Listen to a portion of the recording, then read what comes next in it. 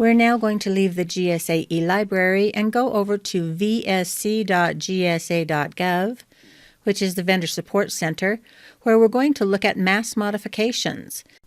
To get to the mass modification system, we're going to scroll down to the bottom to Resources and click Mass Mod System. This should look a little bit familiar to you as you have completed at least one mass mod, or someone at your organization has.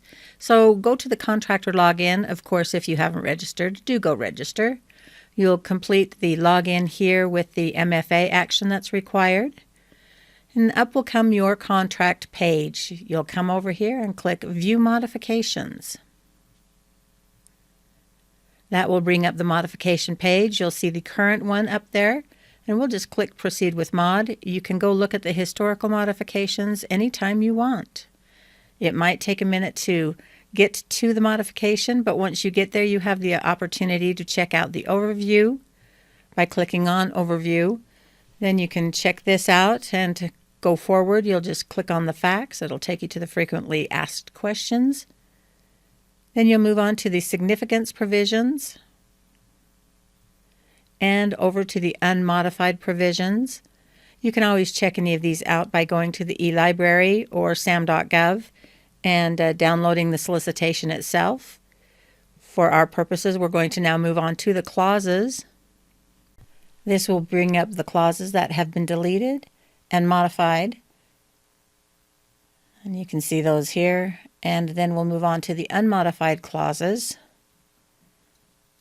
I think the most interesting ones are always the modified clauses, but you can check out everything if you want to by scrolling down here to the bottom of this page and clicking on the hyperlink there for all clauses.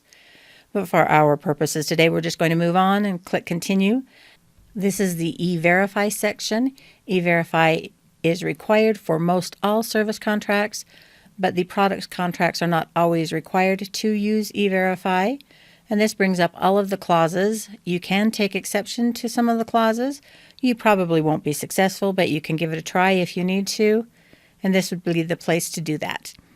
Here we will just typically select all clauses and then click Accept to move on to the sample SF30. You can check out the sample SF30 here by going up to the hyperlink. And then over here on the left is the menu that you've been building, and you can go back and check anything you need to before you sign the mod.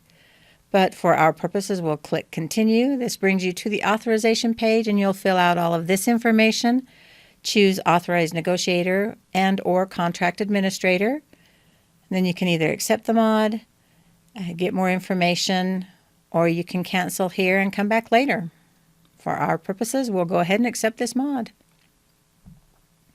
This brings you to the confirmation of acceptance. Be aware that you will receive an email from GSA, and it will have a hyperlink to the SF30 itself. So that will wrap things up for us. If you have any questions, let us know.